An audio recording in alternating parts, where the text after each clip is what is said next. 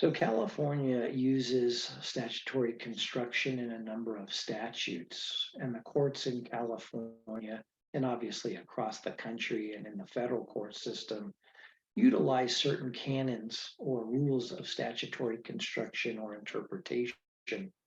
And essentially, statutory construction is how the courts formally interpret and ultimately apply the statutes or the laws that have been enacted by state or federal legislators.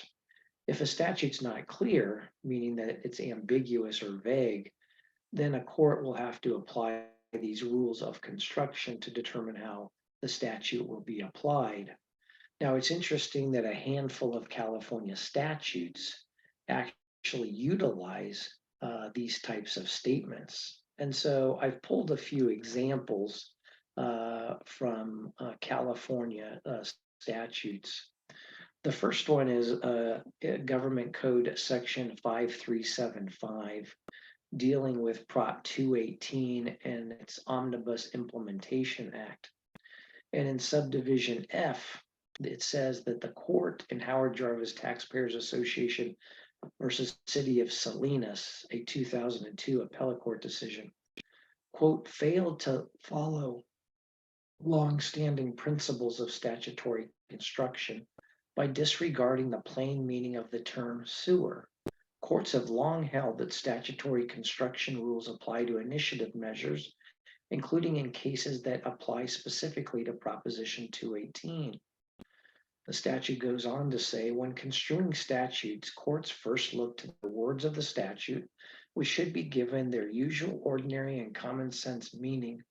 The purpose of utilizing the plain meaning of statutory language is to spare the courts the necessity of trying to divine the voter's intent by resorting to secondary or subjective indicators.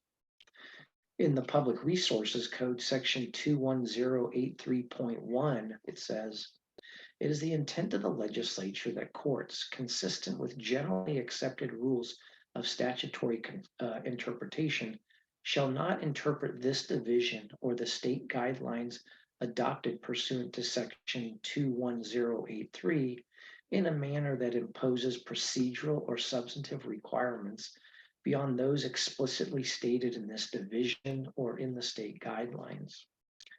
Another example is in Insurance Code section 1063.17 concerning the California Insurance Guarantee Association.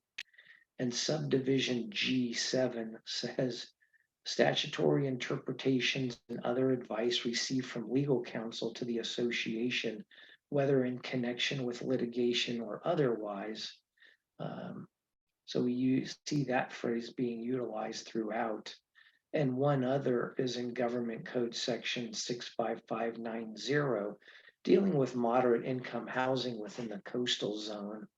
And the legislature says in subdivision H1, compliance with the requirements of this section are not intended or to be construed as the following, including this statement: a statutory interpretation or determination of the local government actions, which may be necessary to comply with the requirements of those sections, except that compliance with this section shall be deemed to satisfy the requirements of section 65583 for that portion of a local government's jurisdiction, which is located within the coastal zone.